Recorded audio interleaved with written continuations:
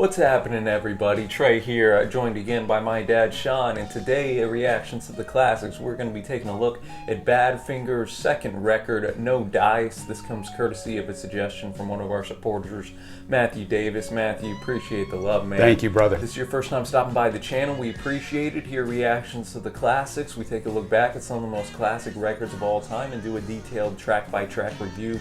We also have live streams and just song reactions and a bunch of other stuff. So if that sounds like something interesting to you, be sure to hit that big red subscribe button. And I was unfamiliar with Badfinger, so I was excited to jump into this record. So let's just get into the quick facts. Well, Trey, this is the second studio album under the Badfinger name, third studio album overall, released in November of 1970. Obviously, these guys are tied very closely to the Beatles. Neither one of us had ever heard any of their music, but we'd heard of them through the various Beatles reviews that we've done. People recommend Badfinger all the time. So here we are. They were the first group signed to the Apple label in 1968, and they renamed themselves from the Ivies to Badfinger after the working title of With a Little Help from My Friends, which was Badfinger Boogie. Cool. I thought that was really cool.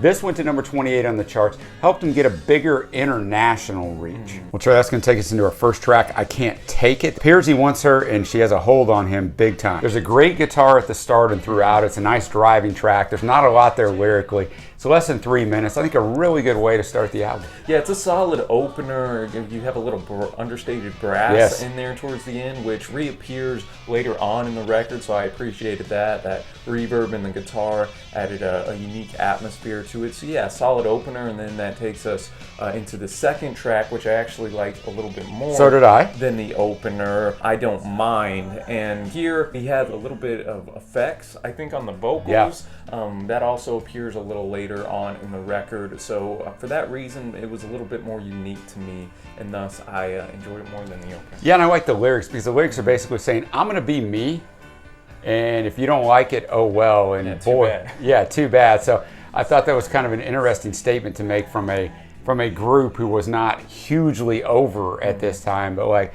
I'm going to do my own thing. So I did like the message to that. I liked how this track also started slow and builds. The harmonies at the start were nice. Got a great keyboard. That takes us into Love Me Do. I had to really look at these lyrics to make sure it wasn't the same as Love Me Do from the Beatles, but it's not.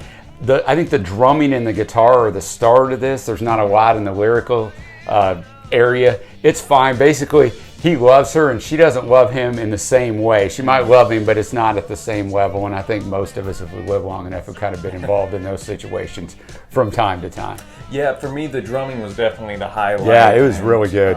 So musically, it was more step up. I thought the lyrics were a little hollow in there, and thus made it a bit more of a forgettable track. Yeah. And then we go on to track number 4. Midnight Caller. Now I'm curious what you think this song's about. We don't ever talk beforehand. It seems to be about an aging prostitute who's going to end up all alone.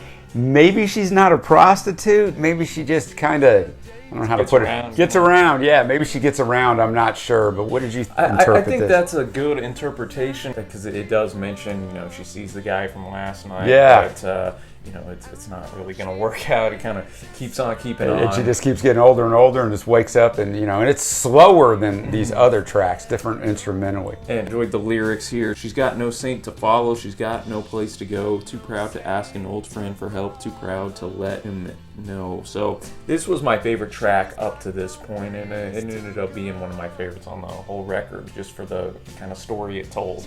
Yeah, I agree, and that's going to take us to a more well-known track to probably most of the viewers, No Matter What. This went to 5 in the UK, 8 in the US, their first top 10 single. This was also produced by Mal Evans. It was a favorite of Badfinger, but they were not going to release it as a single until Al Steckler, in the US version of the record label, got involved and pushed this song out. It has a great guitar, great harmonies. It's more Beatlesque. It's more complex musically than any of the other things. It has a false ending, so a lot of great stuff on here. So far, this is my favorite track. Yeah, I thought it was another good tune on here. I thought the production was just silky smooth by Mal Evans. Jeff Emmerich does most of the production on here. You got the producer of a lot of Beatles, or assistant producer for that on this. You got some heavy hitters in here. I thought the guitar was pretty crisp. It sounded just like a single from 1970 would. And I don't mean that in a negative sense. No. I mean thought it was solid. And then we go into probably the most famous By track far the on most here, famous track. Without You. This has been covered by so many different people, all the way, you got like Mariah Carey did a cover of it. In 1994, the story of this song has a long, complex that I'm not going to get into. Both guys that wrote this song ended up committing suicide. Very tragic, atmosphere around this group, unfortunately. Yeah, and both Hammond and Evans, actually, this song has something to do, most likely, with each of their suicides, which I'm not going to get into all that just because I'm not, but I like this song. It was weird for me, though, because I knew this song with the different arrangement, so it was weird for me. I had to listen to it. I listened to it like 4 times in a row so I could kind of cleanse myself of the traditional arrangement that I knew. So it's a really good song. Paul McCartney once described the ballad as the killer song of all time. I don't know if I'd go that far, but I did enjoy the, it was more bluesy kind of guitar solo in here. I could picture this being played in, any 70s or 80s rom-com type of yeah, that's a good type of deal. You had the organ in there, so it was a great way to end out this this A-side. And both Hammond and Evans didn't think it was really much of anything. Yes. When they wrote it, they weren't even sure they were going to put it on the album. That is interesting how sometimes your biggest hits are something you just think is a bit of a throwaway. Exactly. Now we're going to go to side B, Bloodwind, being our first track. Yeah, and Bloodwind is actually a Welsh term here, talking about something that's like delicate or like a white flower. So that's, if you read that kind of from that bent, the song makes a little bit more sense. Not a song that necessarily stood out to me, but it was there. It stood out to me as being different, that's for sure. It's fine. It has a nice drum backing throughout that I thought was kind of the highlight of it. That's going to bring us to better days. And in this, the singer believes, despite all the difficulties, there are better days ahead for him and his girl. There's a great guitar throughout. You're going to hear that a lot on the Badfinger stuff here. I really like this song. One of the standouts for me. Yeah, for me, I thought the vocals were a bit uninspired, personally. So I wasn't a huge fan of this. All the Better Days fans, I'm sorry, but it's a great message, Trey. It's good. I mean, I dug the message. I just felt like on a couple of these tunes, it almost like they were just going through the motions on the vocals. And then on other tunes, they're really into it and it's got a lot more energy. So the ones that don't have that just kind of stand out a bit more to me. Well, maybe. Nice segue into the next song. It Had to Be. Yeah, now this one was a bigger hit for me. This is a really good song as well. We talked earlier about the vocal effects on the second track, and this had some similar effects to them. Some great harmonies in here. Those harmonies pop up, which throughout the record sporadically, and they're a highlight on this record and this song. Yeah, I agree. And basically the message of it is look, you've been through some tough stuff, but it had to be to get you to here. You become older and wiser. So I thought both musically and lyrically, this song really stacked up. That's going to take us to Watford John. Pretty simple on this song. It's so for me. He's singing to a girl who doesn't want to go all the way, and he really wants her to. And that's kind of the gist of this song. Yeah, and I enjoyed the groove of this. The drumming kind of set that propulsive beat, which fit the subject matter well. Yeah, it did.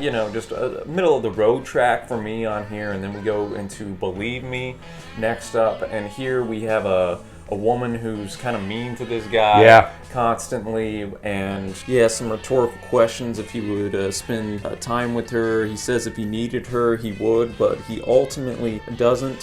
He would love her if she wanted him.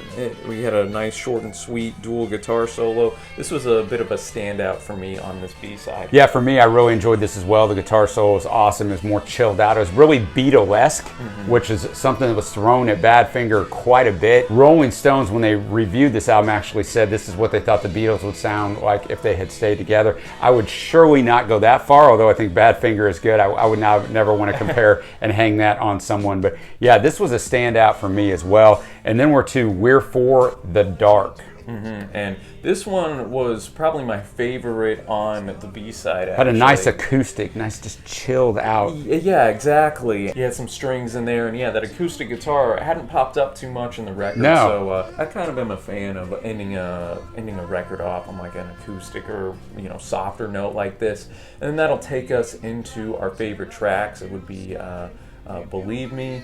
I liked Midnight Caller, and I also enjoyed No Matter What. Yeah, I'll go with Better Days and No Matter What and We're for the Dark. Now we get to our overall score. For me, I thought it was a very solid album. I don't know that there's too many tracks that totally stand out to me, but there's no bad tracks either. So it's just a very, very solid album, especially instrumentally. Yeah. The harmonies are nice.